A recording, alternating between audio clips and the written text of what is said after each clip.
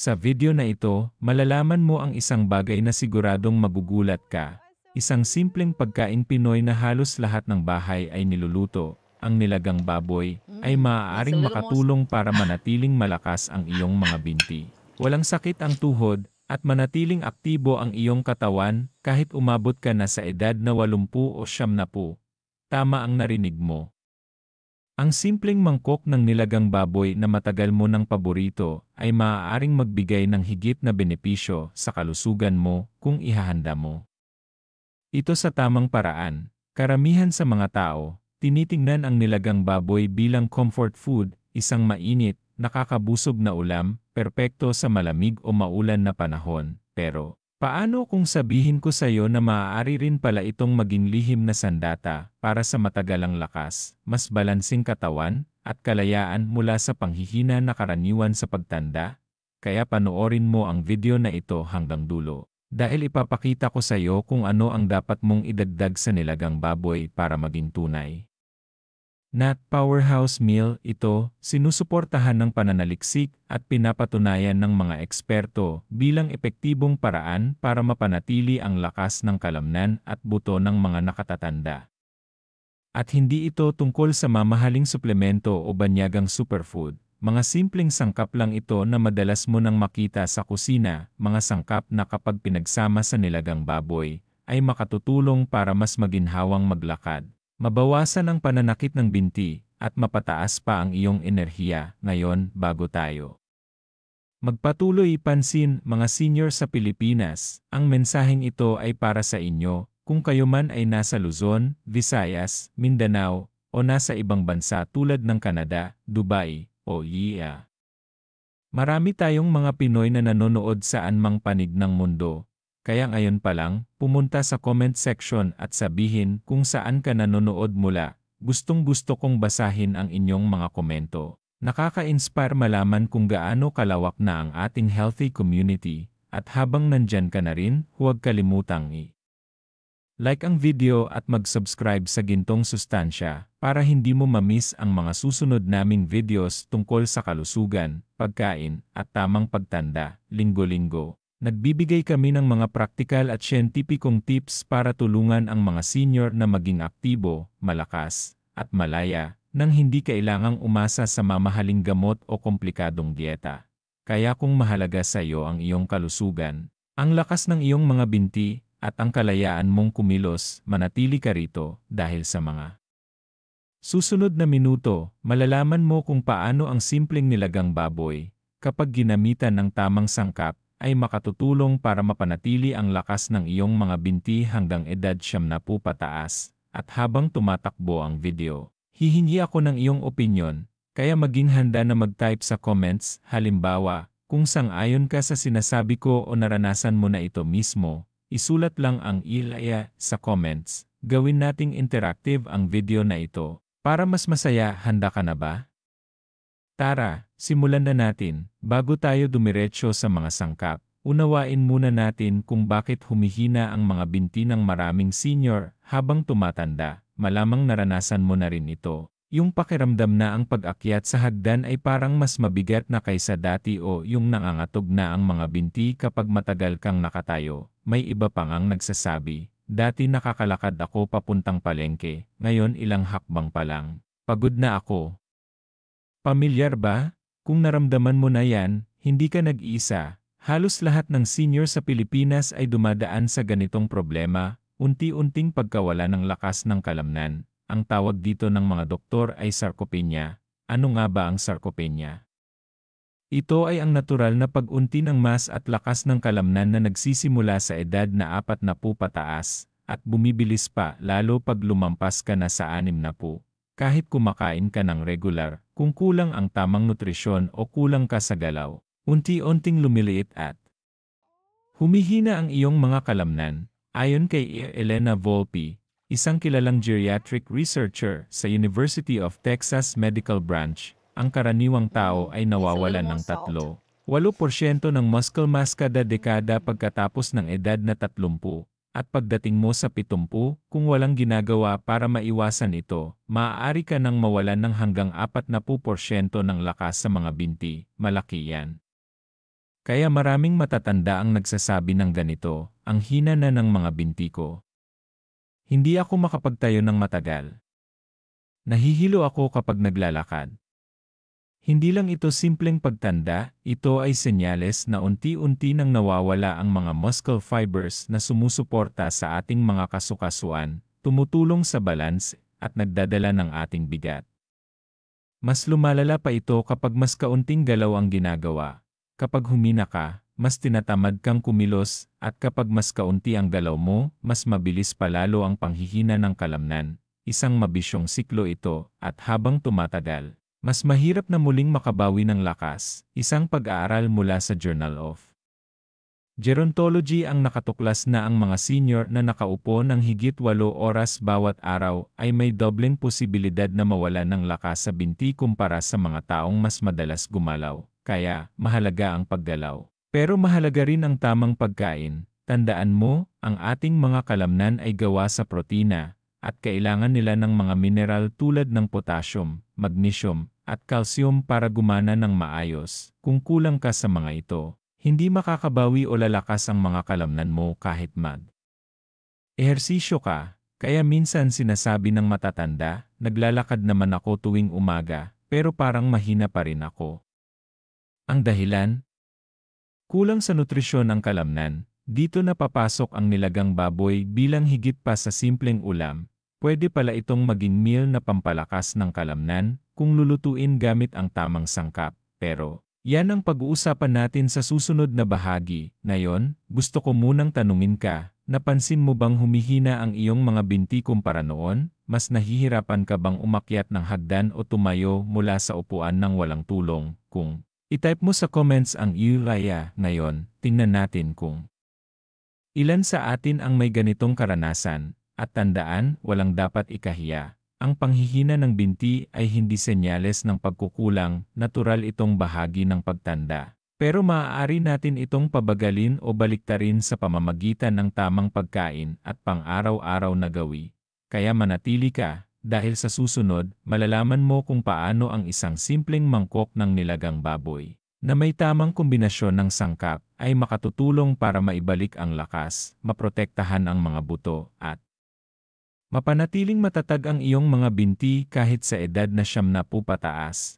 Pero bago tayo magpatuloy, kung may natutunan ka na ngayon, bigyan mo ng thumbs up ang video at mag-subscribe sa Gintong Sustansya. Linggo-linggo, nagbabahagi kami ng mga tips para tulungan ang bawat Pilipinong senior na mabuhay ng mas mahaba, mas malakas, at mas malusog. Ngayon, tuloy na tayo. Dahil malapit mo nang malaman kung paano ang nilagang baboy ang magiging sikreto mo sa malakas at matatag na mga binti habang buhay.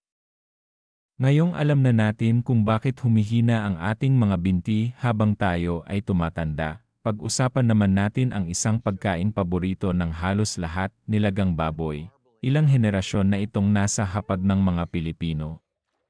Kapag malamig ang panahon, kapag may pagod sa katawan, o kapag gusto lang ng mainit at nakaaliw na pagkain, ano ang niluluto natin? Nilagang baboy. Simple lang ito, masarap, at nagbibigay ng alaala ng tahanan. Isang kalderetang puno ng malambot na baboy, lumulutang sa malinaw. Nasabaw kasama ng repolyo, patatas, minsan may mais pa, mainit, pamilyar, at nakaka-comfort. Pero heto ang hindi alam ng marami, ang simpleng pagkain ito ay isang likas na powerhouse ng nutrisyon, kung gagamitin mo lang ng tama. Ang pinakuluang baboy ay mayaman sa high-quality protein. Ang protina ang bumubuo sa ating mga kalamnan, at kung kulang ka nito, hindi kayang mag-repair o mag-renew ng iyong mga muscle tissues.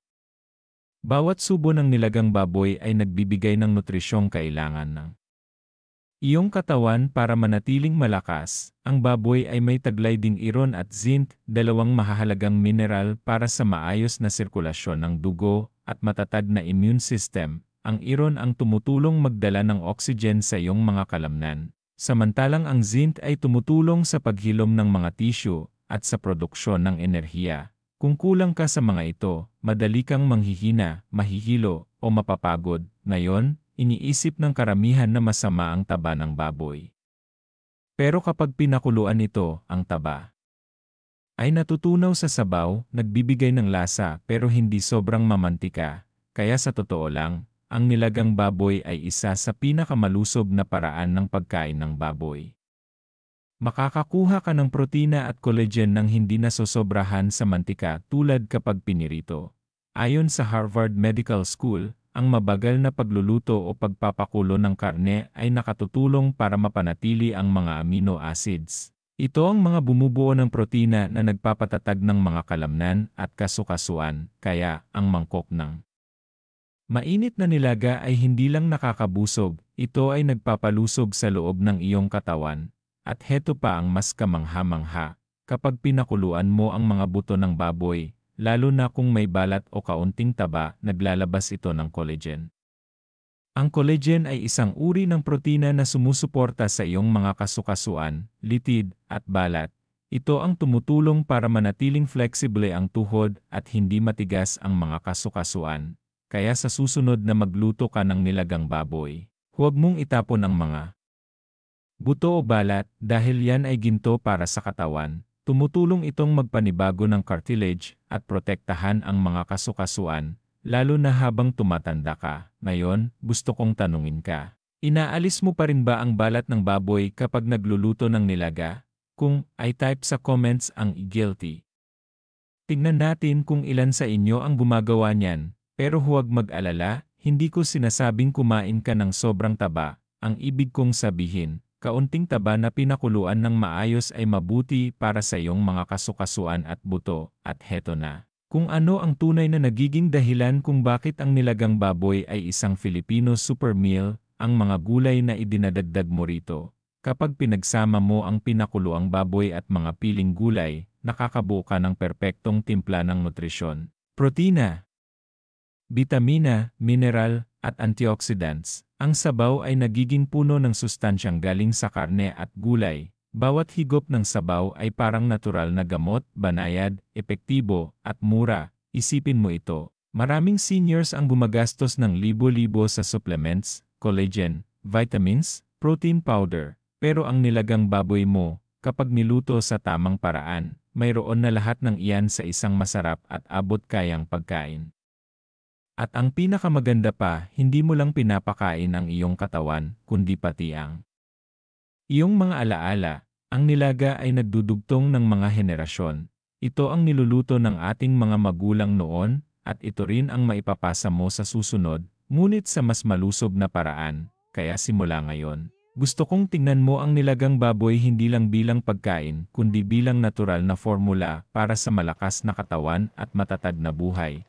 Kung sang-ayon kang isa ang nilagang baboy sa pinakamainit at pinakamasarap na pagkaing Pinoy, ay type sa comments ang isa is nilaga. At huwag kalimutang i-like ang video na ito at mag-subscribe sa Gintong Sustansya para sa mas marami pang malusob na bersyon ng mga paborito mong pagkaing Pinoy. Sa susunod na bahagi, ipapakita ko mismo kung ano ang dapat mong idagdag sa nilagang baboy para mas maging makapangyarihan ito. Mga sangkap na pinatunayan ng mga eksperto na nakatutulong mapanatili ang lakas ng kalamnan, buto, at sirkulasyon. Para manatiling malakas hanggang edad 70 pataas, kaya huwag kang aalis, baka magbago. Magpakailanman ang paraan mo ng pagluluto ng nilaga. Ngayong alam na natin na ang nilagang baboy ay puno ng nutrisyon, pag-usapan naman natin ang sekretong kombinasyon, ang mga simpleng sangkap sa araw-araw na kayang gawin. Strength building meal, ang iyong nilaga. Hindi mo kailangang bumili ng mamahaling supplements o imported na produkto. Lahat ng kailangan mo ay nasa kusina mo o sa palengke lang. At kapag pinagsama mo ito sa tamang paraan, makatutulong ito para mapanatiling malakas ang binti. Flexible ang kasukasuan at matatag ang balance, kahit sa edad na 70, isa-isahin natin. Una, patatas. Huwag maliitin ang simpleng root crop na ito. Ang patatas ay napakagandang pinagmumulan ng potassium, isa sa pinakamahalagang mineral para sa mga senior. Ang potassium ay tumutulong sa tamang paggalaw ng kalamnan at nakaiiwas sa pulikat o leg cramps na madalas sumakit tuwing gabi. Ayon sa American Journal of Clinical Nutrition, ang potassium ay napakahalaga para sa nerve function at muscle health ng mga nakatatanda. tinutulungan din itong balansihin ang sodium sa katawan, kaya nakatutulong din itong kontrolin ang presyon ng dugo. Kaya kung may magsasabing huwag kang kumain ng patatas, sabihin mo ito, basta pinakuluan at hindi pinirito, mabuti ito para sa puso at kalamnan ko. Pangalawa, repolyo o pechay. Pareho silang mayaman sa vitamin N at hindi lang ito para iwas sipon. Ang vitamin N ay ginagamit ng katawan para gumawa ng collagen. Ito ang nagpapatibay ng mga kasukasuan, litid, at nagpapaganda ng balat. Ayon sa Harvard Health Publishing, ang mga senior na may sapat na vitamin N sa katawan ay mas maganda ang flexibility ng kasukasuan at mas mababa ang inflammation. Kaya kapag nagdagdag ka ng repolyo o pechay sa nilaga, hindi mo lang pinapasarap ang hitsura nito. Pinapalakas mo rin ang iyong mga kasukasuan. Kung mahilig kang maglagay ng pechay o repolyo sa nilaga, ay type sa comments ang EI. Tignan natin kung ilan na sa inyo ang tama ang ginagawa. Pangatlo, karot. Bukod sa nagbibigay ng kulay sa sabaw, ang karot ay may beta-carotene at antioxidants na nakatutulong sa maayos na sirkulasyon ng dugo. Ang maayos na sirkulasyon ay nagdadala ng sapat na oxygen at nutrisyon sa kalamnan ng binti, kaya mas mabilis itong makabawi at manatiling masigla, ayon sa Journal of Aging Research. Ang mga antioxidants tulad ng beta-carotene ay nakatutulong pabagalin ang pagtanda ng mga muscle cells. Ibig sabihin, hindi lang pampatamis ng sabaw ang karot, pinapanatiling bata nito ang iyong mga binti. Kung nilalagyan mo ng karot ang nilaga mo, ay type sa comments ang e-carrot power. Pang-apat, saging na saba. Tama ang narinig mo, ang pinakuloang saging na saba ay perpektong kapareha ng nilagang baboy. Bakit? Dahil puno ito ng magnesium at potassium. Dalawang mineral na kailangan ng kalamnan para manatiling flexible at iwas sa pamumulikat. Tumutulong din ito sa nerve coordination, kaya mas maayos ang balance at lakad.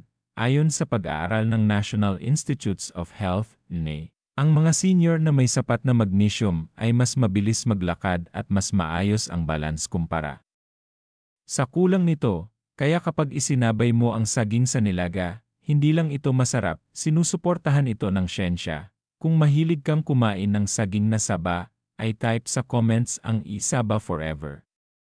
Panglima, bawang. Alam nating lahat, pampasarap ang bawang. Pero higit pa roon, ito ay natural na anti-inflammatory at blood circulation booster.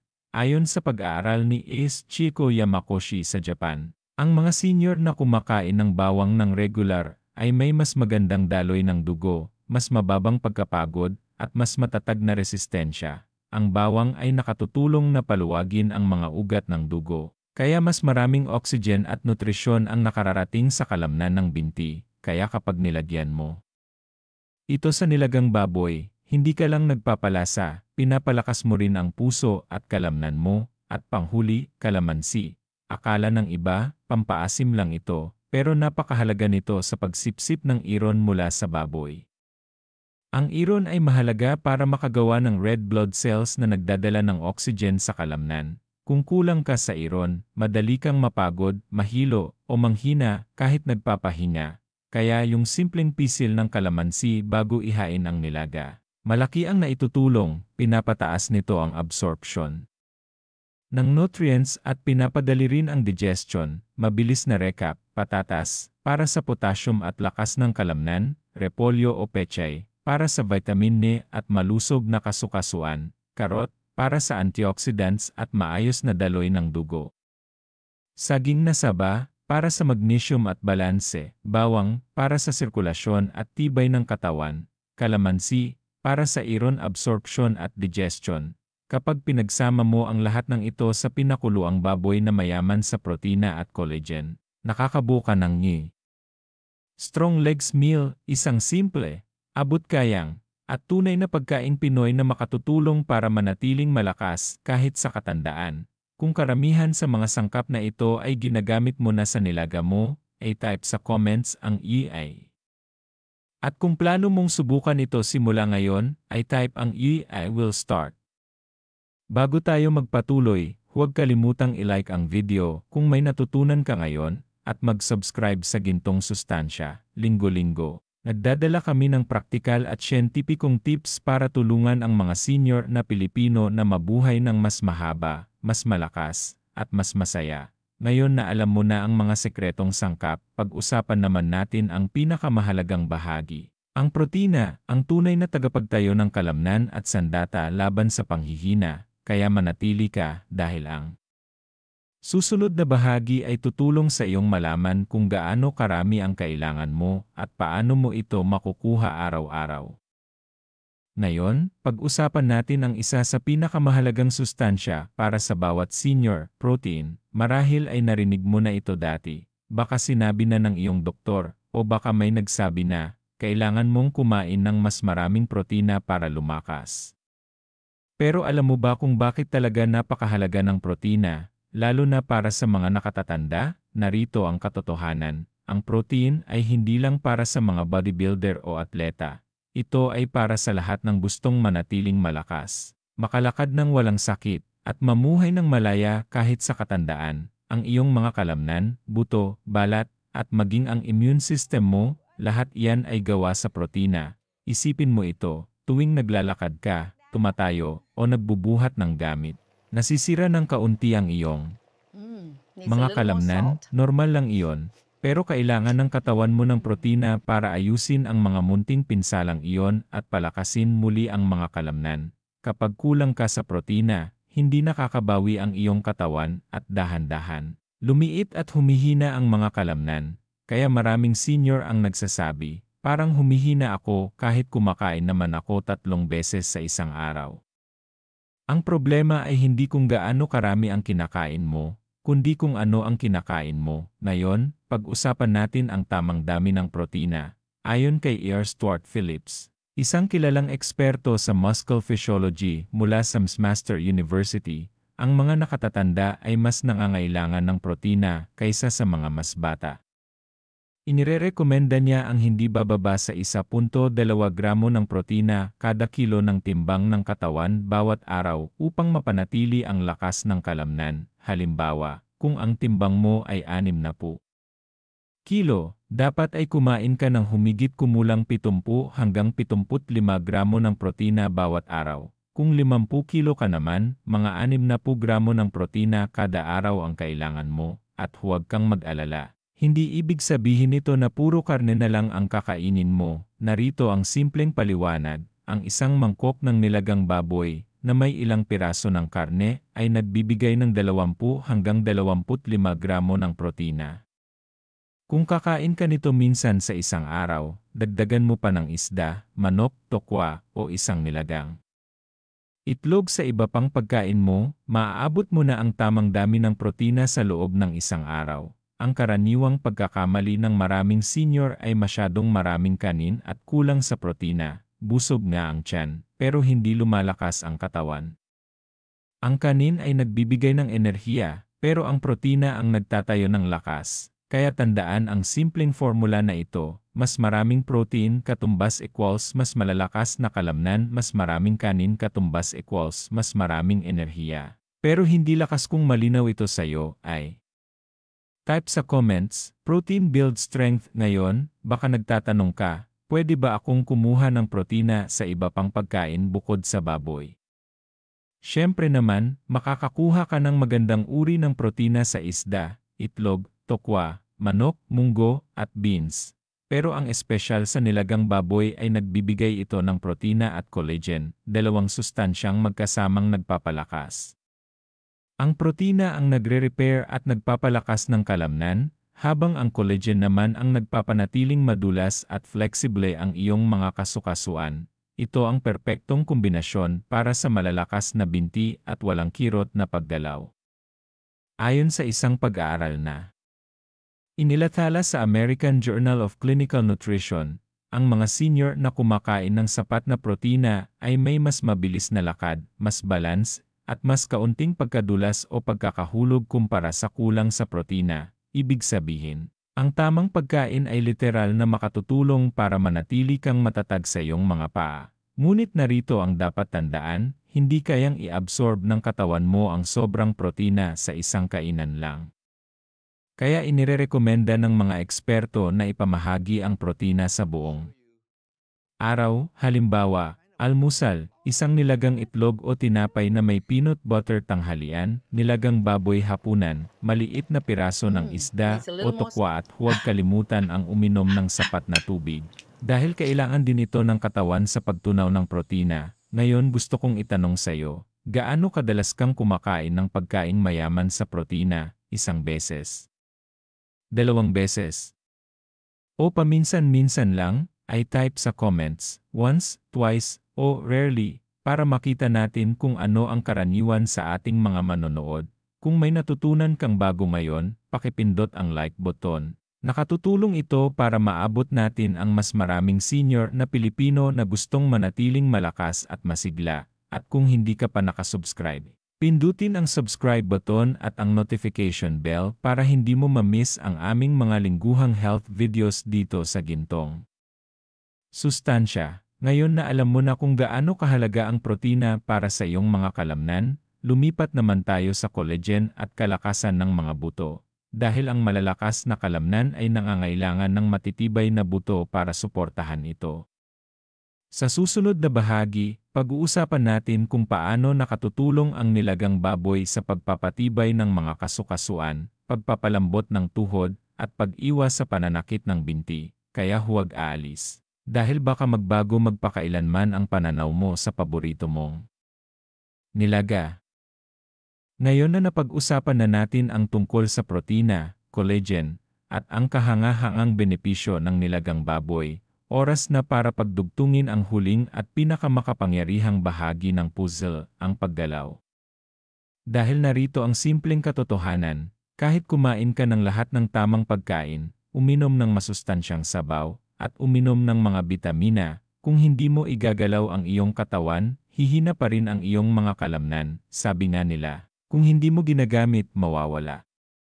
At totoo yan, lalo na pagdating sa mga kalamnan. Ayon kay Ryuki Kondo, isang physical therapist mula sa Tokyo University, ang mga senior na naglalakad ng kahit 30 minuto bawat araw ay may hanggang 30% mas malakas na mga binti kumpara sa mga madalas lang nakaupo. Isipin mo, simpleng paglalakad lang ng kalahating oras, ganun kalaking epekto. Bakit? Dahil kapag gumagalaw ka, sinasabi mo sa katawan mo, hoy, kailangan ko pa ang mga kalamnan na ito, huwag niyong hayaang manghina. Kapag kumikilos ka, nagko-contract ang iyong mga kalamnan, mas umiikot ang dugo, at ang iyong utak ay naglalabas ng mga kemikal na nagpapaganda ng balanse at koordinasyon, parang baterya. Kapag ginagamit mo, mas nagkakaroon ka ng enerhiya. Pero huwag kang mag-alala, hindi ko sinasabi na kailangan mong magbuhat ng mabigat o pumunta sa ULN, pwede kang magpalakas ng ligtas kahit nasa bahay ka lang, kahit sa sala mo. Narito ang ilang simpleng doctor-approved na galaw na makatutulong palakasin ang iyong mga binti at gawing flexible ang iyong mga kasukasuan. Unang ehersisyo. Sit to stand, dumupo sa matibay na upuan, ilapat ang mga paa sa sahig. Dahan-dahang tumayo nang hindi ginagamit ang mga kamay kung kaya mo. Pagkatapos, umupo ulit at ulitin ng 10 beses. Pinapalakas nito ang iyong hita at pinapaganda ang balance mo. Ikalawang ehersisyo, standing on one leg, humawak sa pader o upuan para sa suporta. Itaas ang isang paa ng bahagya at panatilihin sa ere ng 10 segundo, palitan ng kabilang paa at ulitin. Nakakatulong ito para sanayin ang iyong balanse at katatagan, napakahalaga para makaiwas sa pagkadulas o pagkakahulog. Ikatlong ehersisyo, walking in place, maglakad o mag-march sa pwesto sa loob ng 1 minuto. Itaas ang tuhod. Igalaw ang mga braso ng dahan-dahan. Pinapaganda nito ang daloy ng dugo at pinapagana ang mga kalamnan ng binti at tiyan. Pwede mo itong gawin habang nanonood ng AE o nakikinig ng musika. Ika-4 na ehersisyo, calf raises, humawak sa likod ng upuan. Tumaas sa iyong mga daliri sa paa. Tapos dahan-dahang bumalik sa dating posisyon. Gawin ito ng 10-15 ulit. Pinapalakas nito ang calf muscles. Ang mga kalamnan na tumutulong para makalakad at makatayo ng matagal. Kung gagawin mo ang mga simpleng galaw na ito araw-araw kahit 10-15 minuto lang, Makakaramdam ka ng malaking pagbabago sa lakas at tibay ng iyong mga binti sa loob lamang ng ilang linggo. Sa katunayan, ayon sa isang aaral sa Journal of Physical Therapy Science, ang mga senior na nagsagawa ng maikling leg exercises 3 beses sa isang linggo ay nagkaroon ng 25% pagbuti sa lakad at balance sa loob ng isang buwan. Ibig sabihin, mas kaunting pagkadulas, mas kaunting sakit, at mas mataas na kumpiyansa sa paggalaw. Ngayon gusto kong itanong sa'yo, naglalakad o nag-stretch ka ba tuwing umaga? Kung ay type sa comments, a walk daily. At kung ngayon ka palang magsisimula, ay type, I'm starting. Today, punuin natin ang comments ng inspirasyon. Ipakita natin na hindi hadlang ang edad sa pagiging malakas. Ngayon, ito ang koneksyon sa pagkain mo. Kapag gumagalaw ka, mas nagiging sensitibo ang iyong mga kalamnan sa nutrients. Lalo na sa protina, ibig sabihin, ang protina at collagen mula sa nilagang baboy ay mas epektibong nagagamit ng katawan kapag ikaw ay aktibo. Isipin mo ito, ang pagkain ang nagtatayo ng kalamnan, ang paggalaw ang nagpapagana nito. Magkasama silang kumikilos. Kung kakain ka lang pero hindi gagalaw, iniimbak lang ng katawan mo ang mga sustansya imbes na gamitin. Pero kapag gumalaw ka, sasabihin ng mga kalamnan mo, salamat. Kailangan ko ito, at lalo silang lumalakas. Ito ang perpektong pagsasama ng kusina at katawan. Ang nilagang baboy mo ang nagbibigay ng nutrisyon, at ang araw-araw na paggalaw mo ang nagpapabuhay at nagpapalakas dito. Tandaan ang simpleng formula na ito, kumain ng tama, gumalaw araw-araw, matulog ng sapat, uminom ng maraming tubig. Iyan ang reseta para sa malalakas na binti hanggang edad 70, walang mamahaling gamit, walang tableta, walang supplement, puro pagkaing Pilipino at araw-araw na disiplina. Bago tayo tumuloy sa susunod na bahagi, magmuni-muni muna tayo. Ilang minuto ka bang naglalakad araw-araw, 1, 0, 20, o 30? Ay type mo sa comments at hikayatin natin ang isa't isa, malay mo. Ang simpleng komento mo ang maging inspirasyon sa iba mong kaedad para magsimulang gumalaw muli. At syempre, kung nakaka-inspire sa iyo ang video na ito, pakipindot ang like at subscribe sa Gintong Sustansya. Tuwing linggo, nagbabahagi kami ng praktikal at siyentipikong paraan para tulungan ang mga Pilipinong senior na mabuhay ng mas mahaba, mas magaan, at mas malakas sa natural na paraan. Ngayon na alam mo kung paano kumain at gumalaw ng tama, lumipat tayo sa susunod na hakbang. Sa susunod na bahagi, ipapakita ko sa iyo ang pinakamabisang paraan ng pagluluto ng nilagang baboy para manatiling buo ang protina, collagen, at mga bitamina, dahil ang paraan ng pagluluto ay kasing halaga ng mismong sangkap. Kaya huwag kang aalis, dahil ang susunod na parte ay magtuturo sa iyo kung paano gawing tunay na powerhouse meal ang iyong nilaga para sa malakas na binti at malusog na puso. Ngayon na alam mo na ang tamang pagkain at mga simpleng ehersisyo para mapanatiling malakas ang iyong mga binti, pag-usapan naman natin ang isang bagay na talagang mahalaga, kung paano mo niluluto ang iyong nilagang baboy.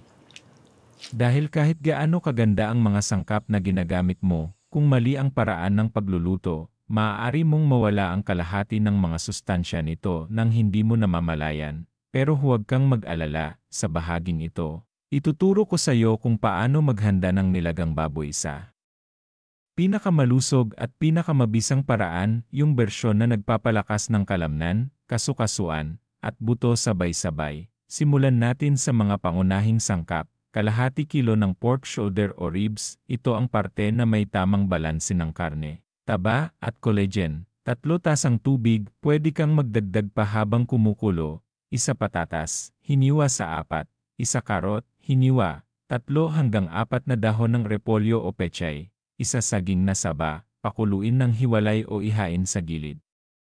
3 butil ng bawang at 1 katamtamang sibuyas para sa lasa. 1 kurot ng asin, sapat lang sa panlasa, huwag sosobra. Ilang patak ng katas ng kalamansi bago ihain. Ngayon, narito ang sikreto, ang paraan ng pagluluto, huwag madaliin. Ang nilagang baboy ay dapat niluluto ng dahan-dahan, hindi minamadali. Una, Pakuluan ang baboy sa tubig sa loob ng 1-0 minuto, pagkatapos ay alisin ang mga bula o dumi na umaangat sa ibabaw. Ito ang magpapalinaw at magpapagaan ng sabaw mo. Pagkatapos, hinaan ang apoy at hayaang kumulo ng marahan sa loob ng 45 minuto hanggang 1 oras. Ang mabagal na pagluluto na ito ang magpapalabas ng collagen mula sa buto at balat, kaya ang sabaw mo ay nagiging masustansya at masarap, alam mo ba? Ayon sa pag-aaral mula sa Journal of Food Science and Nutrition, ang paglalaga ng karne sa banayad at tuloy-tuloy na init ay nakakatulong na mapanatili ang mga amino acid, ang maliliit na bahagi na bumubuo sa protina. Kumpara sa pagprito o pressure cooking, kaya't tandaan, mas mabagal ang luto, mas maraming nutrisyon. Kapag malambot na ang baboy, idagdag ang carrots at patatas. Hindi lang sila pampalasa, nagbibigay din sila ng bitamina at mineral sa sabaw. Pero huwag sosobra sa luto. 5 hanggang 7 minuto ay sapat na sa huling bahagi. Idagdag ang repolyo o pechay, mga 2 minuto bago patayin ang apoy. Sa ganitong paraan, mananatiling malutong, berde, at puno ng vitamin ni ang mga gulay mo. Ang sobrang paglalaga ay sisira sa mga bitamina, kaya dahan-dahan lang. Pagkatapos maluto, ilagay ang nilaga sa isang malalim na mangkok, at bago ihain, magpatak ng kaunting kalamansi juice. Hindi lang nito pinapalinaw ang lasa, tinutulungan din ito ang katawan mong mas maabsorb ang iron mula sa karne, at heto pa. Imbes na asin o seasoning cubes, subukan mong gamitin bawang, sibuyas, at tangkay ng kinsay para sa lasa. Mas natural, mas malasa, at mas mabuti para sa puso at bato. Kung sang-ayon ka na masyadong maraming asin ay masama para sa mga senior, i-type sa comments, less salt, more health. Ipakalat natin ang mensahe na hindi kailangang maging maalat para masarap. Paano ito kainin para sa maximum benefit? Simulan sa sabaw, diyan naroroon ang collagen at minerals, parang natural na suplemento para sa mga kasukasuan, sunod ang karne. Nguyain ng mabuti, doon nagsisimula ang digestion, mas makakatulong ito sa pagsipsip ng protina, tapusin sa gulay at saging, nagbibigay ito ng fiber, bitamina, at potassium na mahalaga para sa balanse at kalusugan ng puso. Maaari kang kumain ng nilagang baboy 2 hanggang 3 beses sa isang linggo bilang bahagi ng iyong malusog na meal plan. Pagpalit-palitin mo ito sa munggo, tinola, o sinabawang isda para iba-iba ang sustansyang nakukuha ng katawan mo. At tandaan, lagi kang gumamit ng sariwang sangkap, iwasan ang mga pre-seasoned o processed meat dahil kadalasan ay puno ito ng sodium at preservatives. Kung maaari, bumili sa palengke at pumili ng karne na kulay rosas at hindi maputla. Iyan ang tanda ng kasariwaan, kung may natutunan ka. Ngayon tungkol sa tamang pagluluto ng nilagang baboy, i-type sa comments, I'll cook healthy nilaga. At huwag kalimutang i-like ang video, malaking tulong ito para maabot pa natin ang mas maraming Filipino seniors na gustong maging malakas at malusog ng natural. Tandaan, ang pagkain ay hindi lang pagkain. Kapag niluto mo ito ng may tamang kaalaman at layunin, nagiging gamot ito, ang iyong kusina ang iyong parmasya, at ang iyong nilagang baboy ay maaaring maging araw-araw na reseta para sa matatag na mga binti, malusog na kasukasuan, at mahaba at aktibong buhay. Ngayon na alam mo na kung paano ito lutuin ng tama, tuloy tayo sa huling bahagi ng video, ang iyong pang-araw-araw na health reminder, dahil ang pag-alam kung ano ang kakainin ay isang bagay, pero ang paggawa ng tamang gawi araw-araw ang tunay na susi sa lakas at kalusugan. Kaya manatili ka, dahil sa susunod na bahagi, pagsasamahin natin ang lahat, ang pagkain, galaw, at tamang pag-isip, ang buong reseta para manatiling malakas hanggang edad 70 pataas. Ngayon na natutunan mo na ang lahat mula sa agham sa likod ng lakas ng kalamnan hanggang sa mga lihim na sangkap at kung paano lutuin ng tama ang nilagang baboy, sandali tayong magmuni-muni dahil sa huli, hindi lang ito tungkol sa pagkain. Tungkol ito sa iyo, sa iyong kalusugan, at sa iyong kalayaan, mga lolo't lola, tandaan niyo, ang inyong mga binti ay simbolo ng inyong kalayaan. Kapag humina ang mga ito, nagiging mahirap ng lumabas, bumisita sa mga kaibigan, makipaglaro sa mga apo, sumimba, o maglakad-lakad lang sa ilalim ng araw. At iyan ang gusto nating maiwasan, dahil karapatan niyong gumalaw ng malaya hanggat kayo ay nabubuhay. Tumatanda ang katawan, pero kaya pa rin itong lumakas araw-araw. Gaano man katanda, ang kailangan lang nito ay tamang nutrisyon, tamang pag-aalaga, at tamang pag-isip. Tandaan ang simpleng katotohanan na ito: kumain ng tama, gumalaw araw-araw, magpahinga ng sapat. Iyan ang tunay na sikreto para manatiling malakas hanggang edad 70 pataas, hindi mamahaling gamot, hindi mga magic supplement, kundi mga simpleng desisyon na inuulit araw-araw. Ang bawat mangkok ng nilagang baboy, puno ng protina, collagen, gulay, at mineral ay higit pa sa isang pagkain. Ito ay araw-araw mong sustansya, isang regalo mo sa iyong katawan. Bawat subo ng karne ay tumutulong sa iyong mga binti na magdala sa iyo ng mas malayo. Bawat lagok ng sabaw ay tumutulong sa iyong mga kasukasuan na manatiling malambot at maliksi. Bawat piraso ng gulay ay nagpapalakas sa iyong puso, at kapag sinabayan mo ito ng mga magagaan na galaw, paglalakad, pag-uunat, o kaunting sayaw, binibigyan mo ng mensahe ang iyong katawan na mahalaga ka pa rin. Pinipili kong mabuhay ng aktibo. Ayon sa pag-aaral mula sa Journal of Aging and Health, ang mga senior na may balanseng nutrisyon at regular na pisikal na aktibidad ay nabubuhay ng 7 taon na mas mahaba, may mas kaunting sakit, at mas magandang kalidad ng buhay. 7 dagdag na taon, dahil lang sa pag-aalaga sa sarili. 7 taon pa ng paglalakbay, pagtawa, pagyakap, at pagmamasid sa paglaki ng mga apo. Ngayon, gusto kitang tanungin, paano mo gustong bugulin ang mga susunod na taon ng iyong buhay? Gusto mo bang umasa sa iba? O gusto mong manatiling malaya at may kumpiyansa sa bawat galaw mo? Kung pinipili mo ang lakas, kalusugan, at kalayaan, i-type sa comments, "Choose Health." Punuin natin ng positibong enerhiya at inspirasyon ang comment section. Ipakita natin sa lahat na ang mga Pilipinong senior ay matatag, maipagmamalaki, at puno ng sigla. Habang nandito ka na rin, sabihin mo sa amin kung saan ka nanonood. Mula ka ba sa Luzon, Visayas, Mindanao, o nasa ibang bansa? Lumalaki na ang ating Gintong Sustansya family sa buong mundo. At gusto kong malaman kung saan ka sumasali. Ngayon, balikan natin ang Gintong Sustansya Way. Ang formula para sa mahabang buhay at malusog na katawan. Kumain ng masustansyang pagkaing Pinoy tulad ng nilagang baboy, puno ng protina, collagen, at gulay. Gumalaw araw-araw, kahit 15 hanggang 30 minuto lang ng paglalakad o pag-uunat. Matulog at uminom ng sapat na tubig, dito nagre-repair ang iyong katawan. Panatilihin ang positibong pananaw, dahil kasing lakas ng katawan ang kapangyarihan ng isipan. Kung gagawin mo ang mga simpleng bagay na ito araw-araw, hindi lang binti mo ang lalakas, pati buong buhay mo, at gusto kong sabihin ito mula sa puso, hindi ka matanda, ikaw ay bihasa, hindi ka mahina, ikaw ay matalino. Ang edad mo ay hindi hadlang, ito ay patunay ng iyong lakas, karanasan, at katatagan. Kaya patuloy kang mabuhay, kumilos, at pumili ng kalusugan araw-araw. Bago tayo magtapos, kung may natutunan kang mahalaga ngayon, pakibigyan ng thumbs up ang video na ito at mag-subscribe sa Gintong Sustansya para sa mas maraming educational videos para sa mga Filipino seniors.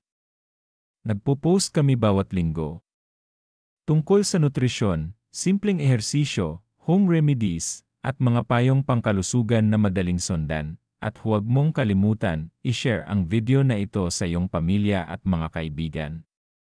Baka ito mismo ang makatulong sa isang taong mahal mo para manatiling malakas, malusog, at masaya. Ito po ang Gintong Sustansya, nagpapaalala sa bawat Pilipinong senior, mabuhay ng malakas, mabuhay ng mahaba, mabuhay ng matalino. Maraming salamat sa panonood at hanggang sa susunod, manatiling malusog, aktibo, at patuloy na magningning dahil ang pinakamagagandang taon ng iyong buhay ay nasa unahan pa.